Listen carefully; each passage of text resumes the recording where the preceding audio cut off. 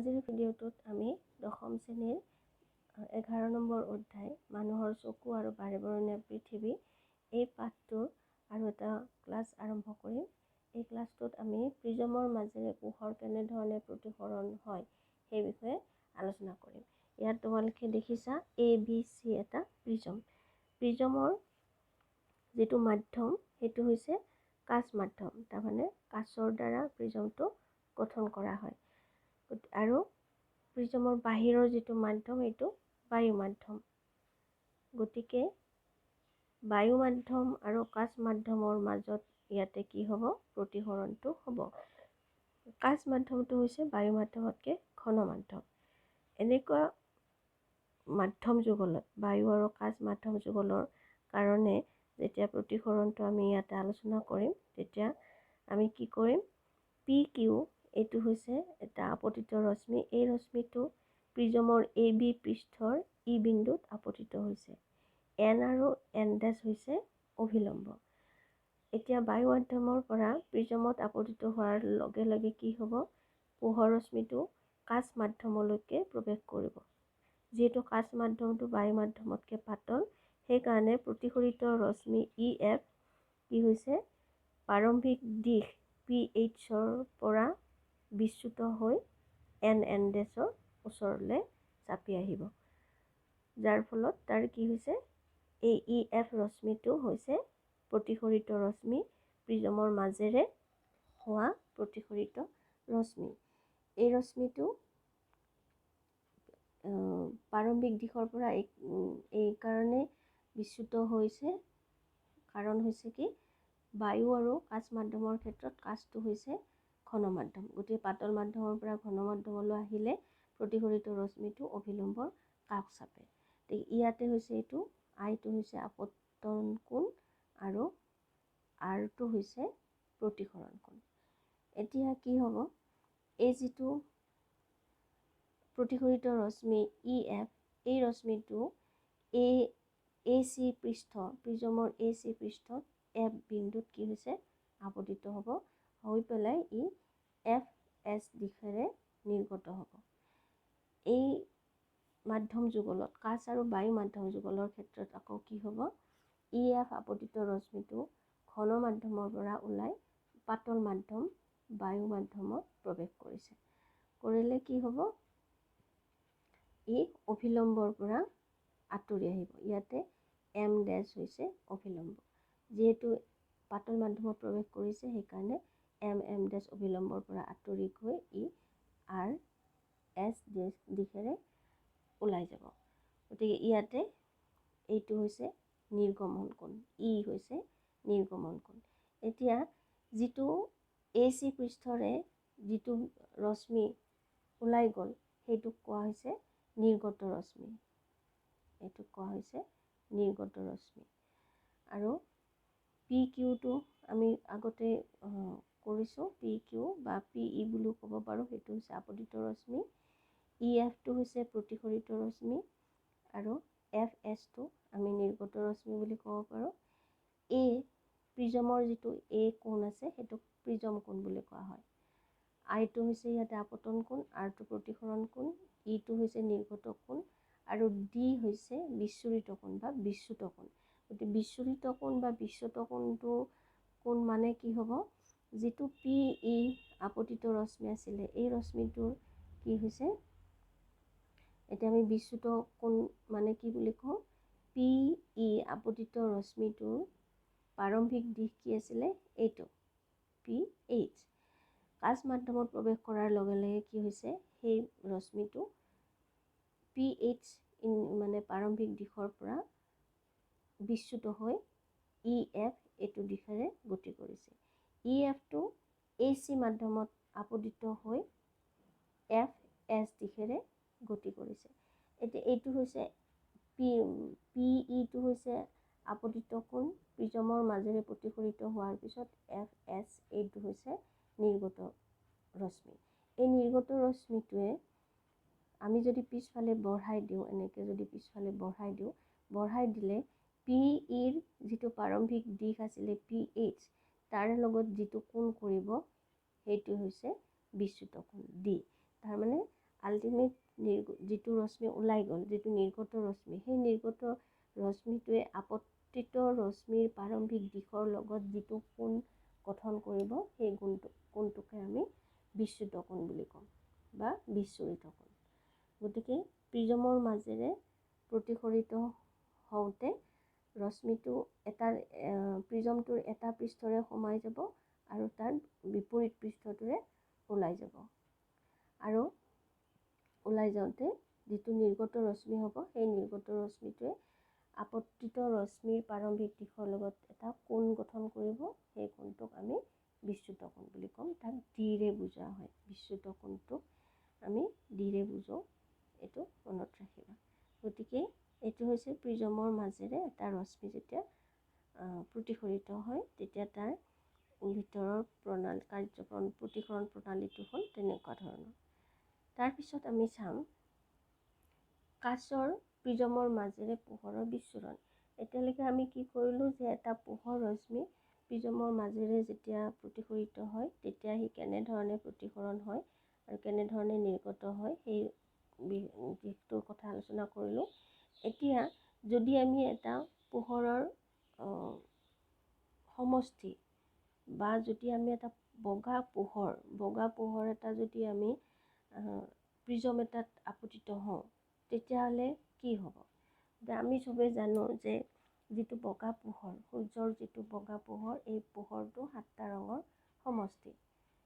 এই 7টা ৰঙৰ সমষ্টি হৈ 7টা ৰঙৰ সন্মিলিত ৰংটোৱে হৈছে বগা পোহৰ।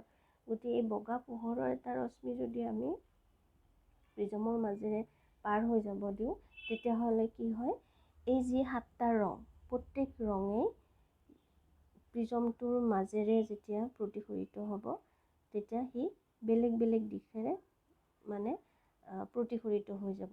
তাৰ প্ৰাৰম্ভিক আপতিত ৰশ্মিৰ যিটো দিশ আছিলে, আপতিত ৰশ্মিৰ দিশটোৰ লগত বগা ৰঙৰ এই প্ৰত্যেক 7টা ৰশ্মিয়ে বেলেগ বেলেগ কোণ গঠন কৰি প্ৰিজমৰ মাজেৰে প্ৰতিফলিত হৈ ই নিৰ্গত হৈ ওলাই যাব। এইখিনি হৈছে তাৰ নিৰ্গত ৰশ্মি। এইখিনি হৈছে তাৰ বগা পোহৰটো যেতিয়া প্ৰিজমটোৰ মাজেৰে ওলাই যাব, নিৰ্গত ৰশ্মিটো হ'ল আমি বৰ্ণালী বুলি ক'ম। তাৰমানে যেতিয়া আমি নিৰ্গত ৰশ্মিটো এখন পৰ্দাত যেতিয়া পৰিব দিম, তেতিয়া আমি কি দেখিম? বগা পোহৰৰ যি 7টা ৰং আছে, 7টা উপাংশ আছে, সেই উপাংশকেইটা বেলেগ বেলেগ ৰঙৰ দ্বাৰা ৰঙত সি বিভক্ত হৈ সি পৰ্দাত বেলেগ বেলেগ ৰঙত বিভাজিত হৈ পেলাই দেখা দিব। এই বেলেগ বেলেগ ৰঙৰ বগা পোহৰৰ 7টা উপাংশৰ যিটো সজ্জা, সেই সজ্জাটোক আমি বৰ্ণালী বুলি কওঁ। আৰু ইয়াতে যেতিয়া এই প্ৰত্যেকটো ৰঙে বেলেগ বেলেগ এংগলত, বেলেগ বেলেগ কোণত ই প্ৰতিফলিত হৈ যাব হওঁতে, যিটো ৰঙা ৰং আছে, সূৰ্যৰ বগা পোহৰৰ সমষ্টিৰ যিটো ৰঙা ৰঙৰ যিটো উপাংশ, সেইটো কমকৈ বিচ্যুত হ'ব। তাৰমানে তাৰ বিচ্যুত কোণৰ মানটো কম হ'ব। আৰু যিটো বেঙুনীয়া ৰঙৰ উপাংশ আছে, সেই উপাংশটো বিচ্যুতি কোণটো ডাঙৰ হ'ব। তাৰমানে সি বেছি পৰিমাণে বিচ্যুত হ'ব আপতিত ৰশ্মিৰ প্ৰাৰম্ভিক দিশৰ পৰা। গতিকে ৰঙা আৰু বেঙুনীয়া ৰঙৰ মাজৰ যিকেইটা ৰঙৰ উপাংশ আছে, প্ৰত্যেককেইটা উপাংশই একোটা বেলেগ বেলেগ বিচ্যুতি কোণৰ দ্বাৰা বিচ্যুত হৈ পৰ্দাখনত এটা বৰ্ণালী গঠন কৰিব। আৰু সেই বৰ্ণালীটো যেতিয়া আমি কালাৰ বা ৰংকেইটা আমি চাম, তেতিয়া আমি দেখা পাম একদম ওপৰ ফালে থাকিব ৰঙা, তাৰপিছত থাকিব সুমথিৰা, তাৰপিছত থাকিব য়েলো, গ্ৰীণ, ব্লু, ইণ্ডিগ' আৰু ভায়লেট। গতিকে তলৰ পৰা আমি চাব গ'লে VIBGYOR, ভিবজিঅ'ৰ, এইটো হৈছে সূৰ্যৰ বগা পোহৰৰ যিটো বৰ্ণালী। এই বৰ্ণালীটো আমি পৰ্দাখনত এনেকুৱা ধৰণৰ এটা সজ্জাত দেখিবলৈ পাম। গতিকে আমি কি দেখিলোঁ যে কাঁচৰ মাজেৰে যেতিয়া এটা বগা পোহৰ প্ৰতিফলিত হ'বলৈ দিয়া হয়, তেতিয়া আমি তাৰ বগা পোহৰটো 7টা ৰং, উপাংশলৈকে বিভক্ত হয়। এই 7টা ৰঙৰ উপাংশলৈকে বিভক্ত হোৱা যিটো প্ৰক্ৰিয়া, এই প্ৰক্ৰিয়াটোক আমি পোহৰৰ বিচ্ছুৰণ বুলি কওঁ। আৰু পোহৰৰ এই বিচ্ছুৰণৰ দ্বাৰা যিকেইটা আমি বিভক্ত হোৱা উপাংশৰ যিটো সজ্জা দেখিবলৈ পাওঁ, সেই সজ্জাটোক বৰ্ণালী বুলি কোৱা হয়। এইটো হৈছে সূৰ্যৰ 7টা ৰঙৰ বৰ্ণালী। গতিকে এইটো হৈছে প্ৰিজমৰ মাজেৰে পোহৰৰ বিচ্ছুৰণ। তাৰপিছত আমি চাওঁ, যেতিয়া প্ৰিজমটোৰ মাজেৰে এটা প্ৰিজমৰ মাজেৰে যেতিয়া বগা পোহৰ এটা প্ৰতিফলিত হ'বলৈ দিয়া হয়, তেতিয়া আমি কি দেখিলোঁ যে প্ৰিজমটোৰ পৰা ওলাই যোৱা নিৰ্গত হোৱা ৰশ্মিবিলাকে সূৰ্যৰ 7টা ৰঙৰ বৰ্ণালী গঠন কৰে। এটা 7টা ৰঙৰ উপাংশৰ যিটো সজ্জা, সেই সজ্জাটো আমি দেখিবলৈ পাওঁ। এতিয়া এটা প্ৰিজমৰ পৰা ওলাই অহা এই যিটো 7টা ৰঙৰ উপাংশ, সেই উপাংশকেইটাক যদি আকৌ আমি এটা প্ৰিজমৰ মাজেৰে পাৰ কৰি দিওঁ, এটা প্ৰিজমৰ মাজেৰে ওলাই আহোঁতে আমি বিচ্ছুৰণটো দেখিলোঁ, অৰ্থাৎ 7টা ৰঙৰ যিটো বৰ্ণালী, সেই বৰ্ণালীটো আমি গঠন হোৱা দেখিবলৈ পালোঁ। এতিয়া সেই বৰ্ণালীটোক যদি আমি আন এটা প্ৰিজমৰ মাজেৰে যদি পাৰ হৈ যাব দিওঁ, তেতিয়া কি হ'ব, প্ৰত্যেকটো বৰ্ণালীটোত থকা প্ৰত্যেকটো ৰঙেই আকৌ প্ৰিজমটোৰ মাজেৰে প্ৰতিফলিত হ'ব। বেলেগ বেলেগ কোণত সি মানে বিচ্ছুৰিত হ'ব। তাৰ যিটো ইনিচিয়েল ডাইৰেকশ্যন, যিটো প্ৰাৰম্ভিক দিশ, সেই দিশৰ পৰা বেলেগ বেলেগ দিশত বিচ্যুত হৈ প্ৰিজমটোৰ মাজেৰে প্ৰতিফলিত হ'ব, হৈ প্ৰিজমটোৰ অন্য এটা পৃষ্ঠ ABৰে সি এটা বগা পোহৰ হিচাপে ওলাই যাব। তাৰমানে যদি আমি 7টা ৰঙৰ পোহৰ এটা প্ৰিজমৰ মাজেৰে প্ৰতিফলিত হ'বলৈ দিওঁ, তেতিয়াহ'লে নিৰ্গত ৰশ্মিটো আমি কি পাম, এটা বগা পোহৰ হিচাপে দেখিবলৈ পাওঁ। অৰ্থাৎ যদি এটা বগা পোহৰ প্ৰিজমৰ মাজেৰে সোমাই যাব দিওঁ, তেতিয়াহ'লে প্ৰতিফলনৰ কাৰণে আমি এটা বৰ্ণালী দেখিবলৈ পাম। আৰু যদি 7টা ৰঙৰ এই বৰ্ণালীটো এটা প্ৰিজমৰ মাজেৰে প্ৰতিফলিত হ'বলৈ দিওঁ, তেতিয়াহ'লে প্ৰতিফলনৰ পিছত আমি এটা বগা পোহৰ দেখিবলৈ পাওঁ। গতিকে ইয়াৰ দ্বাৰা কি হৈছে, আমি গম পাইছোঁ যে মানে প্ৰমাণিত হয় যে সূৰ্যৰ যিটো বগা পোহৰ, এই বগা পোহৰটো 7টা ৰঙৰ সমষ্টি। গতিকে এই বৰ্ণালীৰ বিচ্ছুৰণটো আমি এনেধৰণে গম পালোঁ। আৰু দুটা প্ৰিজমৰ দ্বাৰা যিটো আমি বৰ্ণালীটো যে এটা বগা পোহৰৰ সমষ্টি, এইটো যে প্ৰমাণিত কৰিব পাৰিলোঁ, সেইটোক আমি পোহৰৰ বৰ্ণালীৰ পুনঃ সংযোজন বুলি ক'ব পাৰোঁ। পুনঃ সংযোজনৰ দ্বাৰা আমি ইয়াক কি কৰিব পাৰোঁ, আকৌ বগা পোহৰলৈ ৰূপান্তৰ কৰিব পাৰোঁ। তাৰপিছত আমি অন্য এটা অধিক গুৰুত্বপূৰ্ণ বিষয়, যিটো হৈছে এটমস্ফেৰিক ৰিফ্ৰেকশ্যন, তাৰমানে বায়ুমণ্ডলৰ প্ৰতিসৰণ।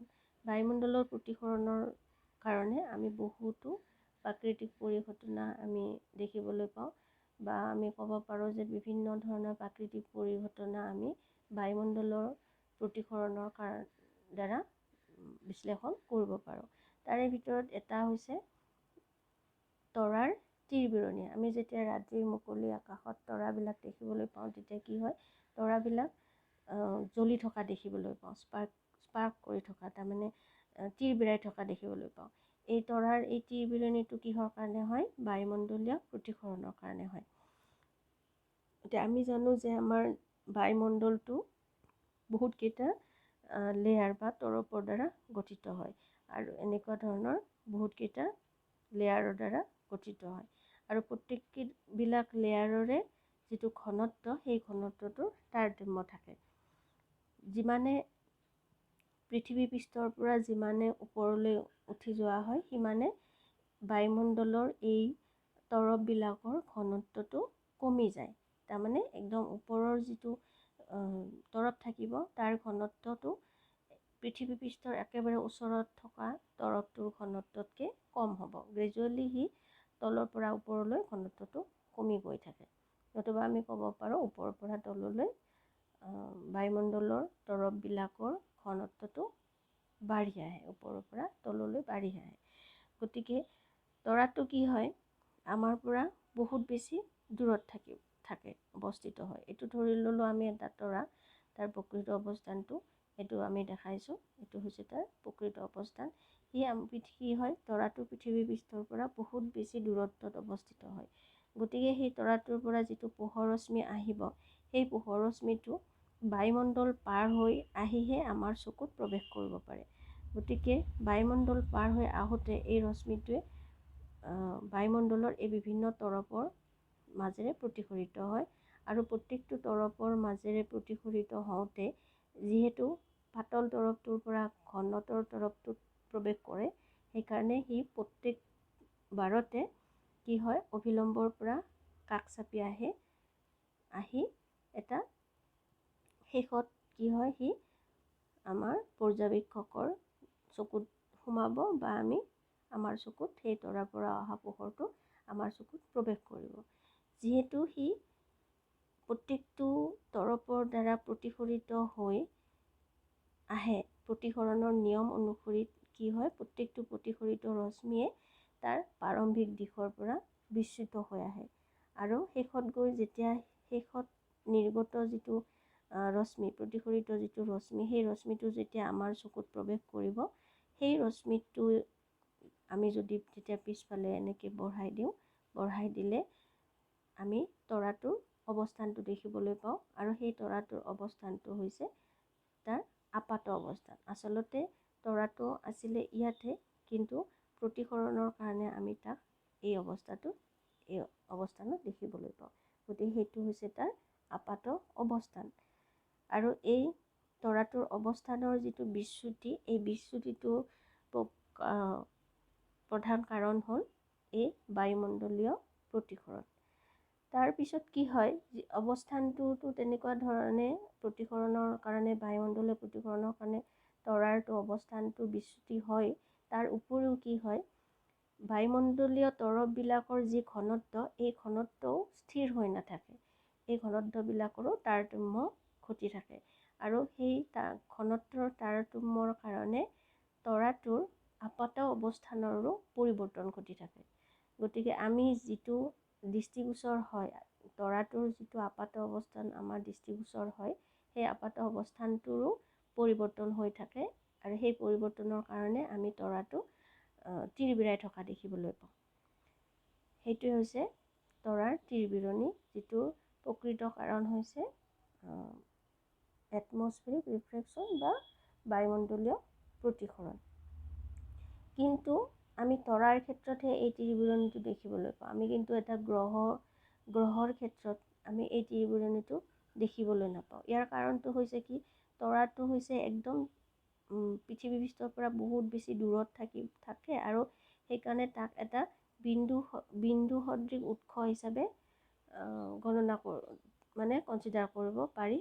আৰু সেই বহুতখিনি দূৰত্বৰ পৰা পোহৰ ৰশ্মিটো আহি আমাৰ চকুত প্ৰৱেশ কৰাৰ কাৰণে ই কি হয়, বায়ুমণ্ডলীয় প্ৰতিসৰণৰ দ্বাৰা প্ৰভাৱিত হয়, যাৰ বাবে তৰাৰ তিৰবিৰণিটো আমি দেখিবলৈ পাওঁ। কিন্তু গ্ৰহ বা অন্য বৃহৎ আকাৰৰ বস্তুৰ ক্ষেত্ৰত কি হয়, সেইবিলাকক আমি বিন্দু সদৃশ উৎস হিচাপে কনচিডাৰ কৰিব নোৱাৰোঁ, গণ্য কৰিব নোৱাৰোঁ। তাৰোপৰি গ্ৰহবিলাক তুলনামূলকভাৱে পৃথিৱী পৃষ্ঠৰ ওচৰত থাকে কাৰণে কি হয়, তাৰ পৰা অহা ৰশ্মিবিলাকে বায়ুমণ্ডলীয় যিটো প্ৰতিসৰণ, সেই বায়ুমণ্ডলীয় প্ৰতিসৰণে সেই ৰশ্মিবিলাকক খুব বেছি পৰিমাণে প্ৰভাৱিত কৰিব নোৱাৰে। তাৰোপৰি যিহেতু গ্ৰহটো আকৃতিটো ডাঙৰ হয়, সেইটো কাৰণে তাৰ যিটো অৱস্থানৰ তাৰতম্য, আপাত অৱস্থানৰ যিটো তাৰতম্যটো, সেই তাৰতম্যটো আমাৰ চকুত ধৰা নপৰে। সেইকাৰণে আমি গ্ৰহজাতীয় ডাঙৰ বস্তুবিলাকক মহাকাশত দেখিবলৈ পোৱা অন্য ডাঙৰ বস্তুবিলাকৰ ক্ষেত্ৰত ত্ৰিবিৰণীটো আমাৰ অনুভৱ নহয়, যিটো আমাৰ তৰাৰ ক্ষেত্ৰত হয়। গতিকে এইটো হৈছে বায়ুমণ্ডলীয় প্ৰতিসৰণৰ কাৰণে হোৱা এটা প্ৰাকৃতিক পৰিঘটনা। ইয়াৰ উপৰিও আমি বায়ুমণ্ডলীয় প্ৰতিসৰণৰ দ্বাৰা ব্যাখ্যা কৰিব পাৰোঁ অগ্ৰিম সূৰ্যোদয় আৰু পলম সূৰ্যাস্ত। তাৰমানে হৈছে সূৰ্যটো ৰাতিপুৱা যিটো সময়ত উদয় হয় তাতকৈ আমি 2 মিনিট আগতেই সূৰ্যটো উদয় হোৱা দেখিবলৈ পাওঁ। ঠিক তেনেদৰে সূৰ্যটো যেতিয়া অস্ত যায়, যিটো সময় অস্ত যায়, যিটো তাৰ প্ৰকৃত সময়, সেই সময়তকৈ 2 মিনিট পিছতহে আমি সূৰ্যাস্তটো অনুভৱ কৰোঁ বা সূৰ্যাস্তটো আমাৰ দৃষ্টিগোচৰ হয়। গতিকে ইয়াৰ দ্বাৰা আমি কি কৰিব পাৰোঁ যে উদয় হওঁতেও 2 মিনিট আগতে আমি উদয় হোৱা দেখিবলৈ পাওঁ আৰু অস্ত যাওঁতেও 2 মিনিট পিছত আমি অস্ত যোৱা দেখিবলৈ পাওঁ। গতিকে এইটোৰ পৰা আমি ক'ব পাৰোঁ যে আমাৰ যিটো দৈনন্দিন আমাৰ দিনটোৰ যিটো দৈৰ্ঘ্য, এই দৈৰ্ঘ্যটো বায়ুমণ্ডলীয় প্ৰতিসৰণৰ কাৰণে 4 মিনিট বৃদ্ধি হয়। সূৰ্যোদয়ৰ কাৰণে 2 মিনিট আৰু সূৰ্যাস্তৰ কাৰণে 2 মিনিট, এই 4 মিনিট কি হয় বৃদ্ধি হয় আমাৰ প্ৰকৃত দিনটোৰ টাইমটো, সময়টো। গতিকে এই অগ্ৰিম সূৰ্যোদয়টো কেনেধৰণে আমি ব্যাখ্যা কৰিব পাৰোঁ, ইয়াতেও কি হয়, এইখন যদি পৃথিৱী বুলি আমি ধৰোঁ, পৃথিৱীৰ চাৰিওফালে এইটো হৈছে বায়ুমণ্ডল। এই বায়ুমণ্ডলটো বহুতকেইটা তৰপৰ দ্বাৰা গঠিত হয় আৰু আমি ইতিমধ্যে আলোচনা কৰাৰ দৰে প্ৰত্যেককেইটা তৰপৰে ঘনত্বটোৰ তাৰতম্য থাকিব আৰু এই ঘনত্বৰ তাৰতম্যৰ ওপৰত নিৰ্ভৰ কৰিয়ে পোহৰৰ ৰশ্মিবিলাকৰ প্ৰতিসৰণটো সংঘটিত হয়। গতিকে এইটো যদি আমি দিগন্ত বুলি ধৰি লওঁ, তেতিয়া কি হয়, যেতিয়া সূৰ্যটো উদয় হ'ব, উদয় হওঁতে এইটো হৈছে তাৰ প্ৰকৃত অৱস্থান।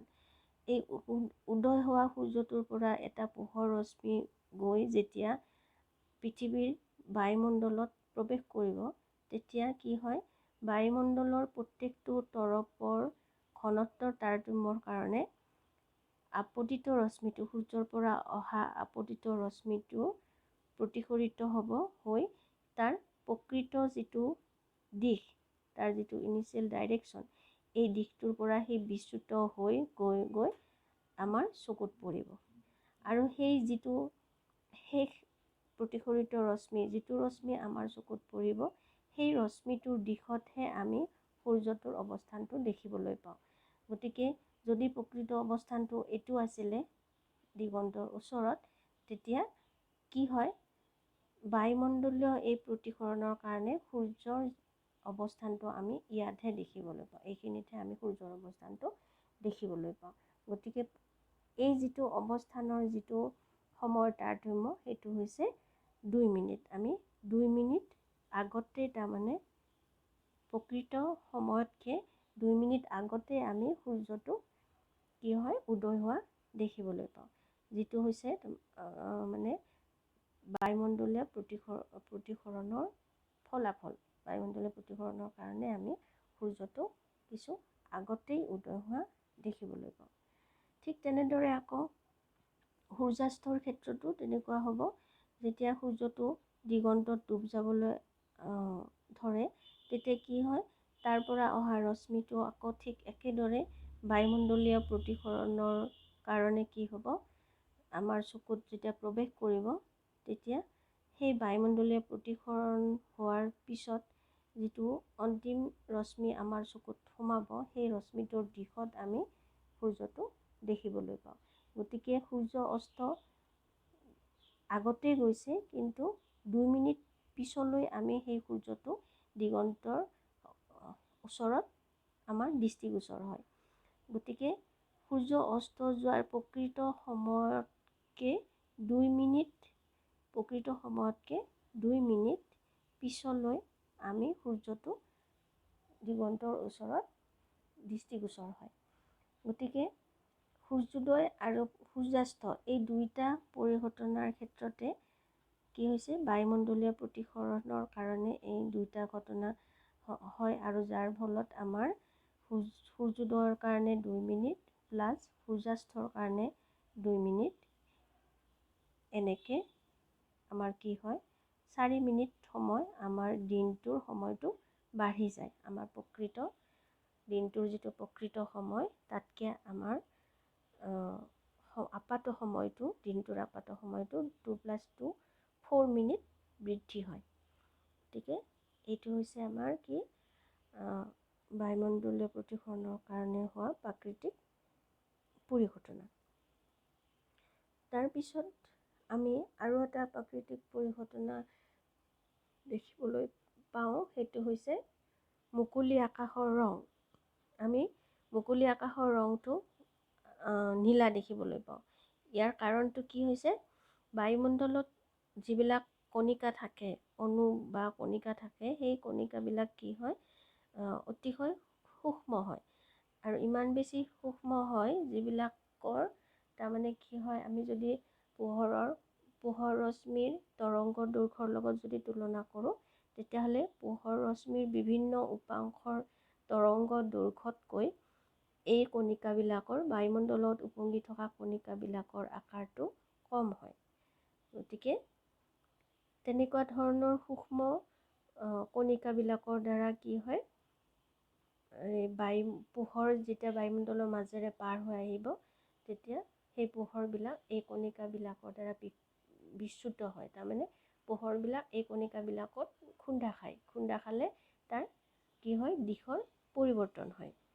এতিয়া এই যি পোহৰৰ যিটো বিচ্ছুৰণ, তাৰ বিচ্ছুৰণ হৈছে কি, আমি প্ৰিজমৰ ক্ষেত্ৰত যেতিয়া আলোচনা কৰিছোঁ তেতিয়া বিচ্ছুৰণ কি পাইছোঁ যে পোহৰৰ প্ৰকৃত দিশৰ পৰা যেতিয়া সি অন্য দিশলৈ মানে বিভিন্ন দিশলৈ যেতিয়া সি গতি কৰে, প্ৰকৃত দিশৰ পৰা যেতিয়া সি আঁতৰি যায়, সেইটোকে কোৱা হৈছে বিচ্যুত হোৱা বা বিচ্ছুৰণ হোৱা বুলি কোৱা হয়।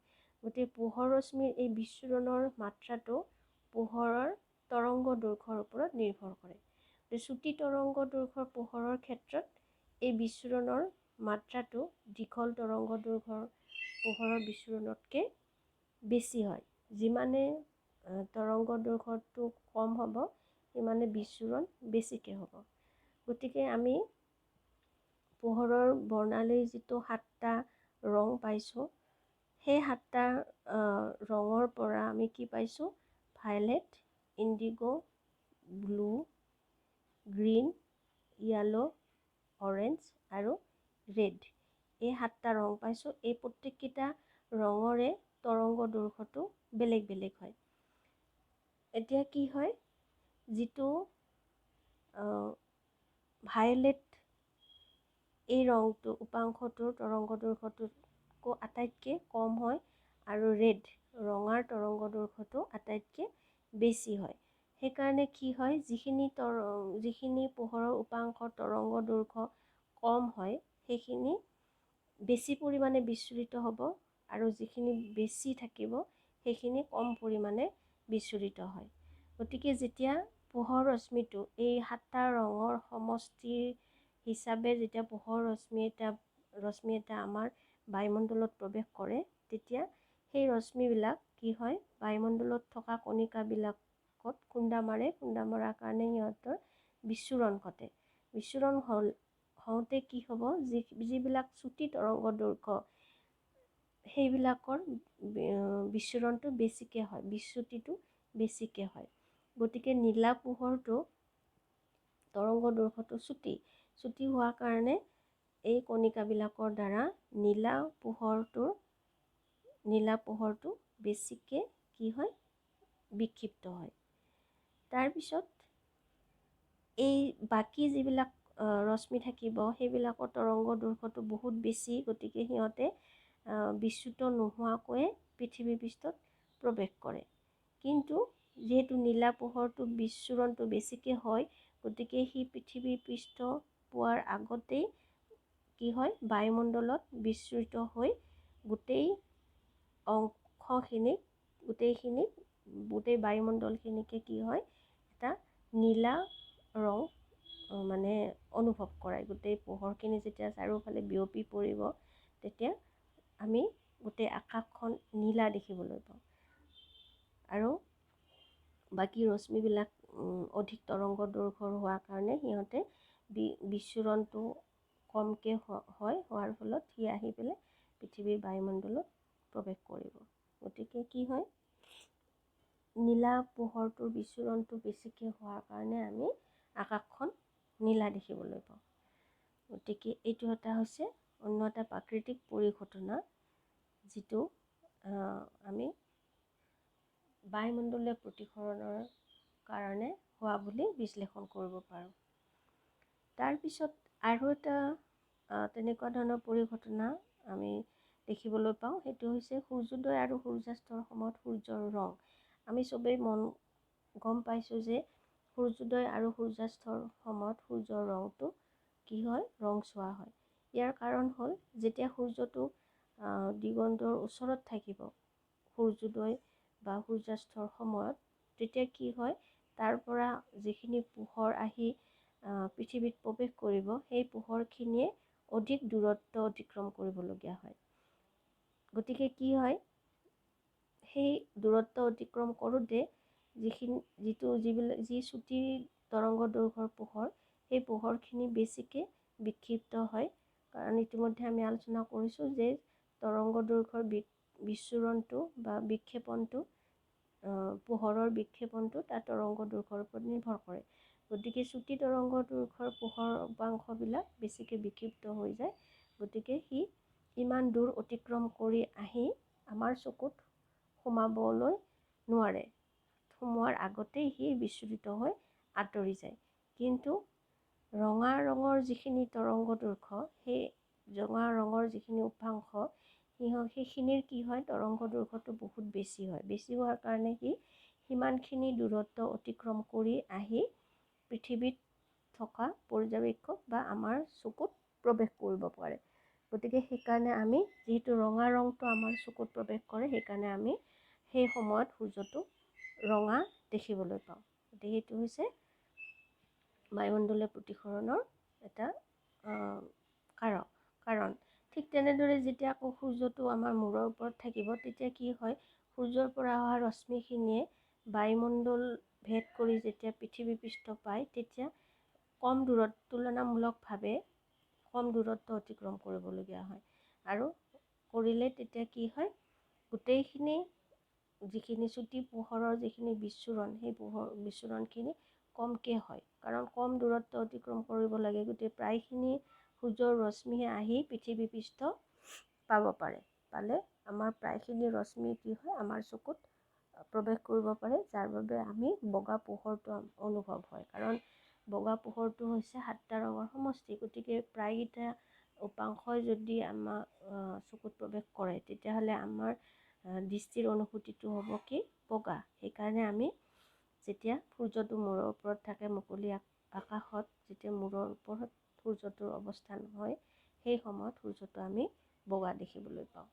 ঠিক তেনেদৰে আকৌ সূৰ্যাস্তৰ সময়ত আকৌ সি দিগন্তৰ ওচৰত পোৱাৰ কাৰণে কি হৈ যায়, তাৰ অধিক সময় অতিক্ৰম কৰিব লাগে ৰশ্মিবিলাকে, যাৰ কাৰণে নীলা পোহৰটো সি আহি পৃথিৱী পৃষ্ঠ নাপায়, ৰঙা পোহৰটো আহি আমাৰ চকুত প্ৰৱেশ কৰে। সেইকাৰণে আমি সূৰ্যাস্তৰ সময়তো সূৰ্যটোক ৰঙা দেখিবলৈ পাওঁ। গতিকে এইখিনি হৈছে বায়ুমণ্ডলীয় প্ৰতিসৰণৰ দ্বাৰা সংঘটিত হোৱা কেইটামান প্ৰাকৃতিক পৰিঘটনা, যিখিনি আমি প্ৰতিসৰণৰ দ্বাৰা ব্যাখ্যা কৰিলোঁ। আশা কৰিছোঁ তোমালোকে ভালকৈ বুজি পাইছা। ভালকৈ ভিডিঅ'টো চাবা।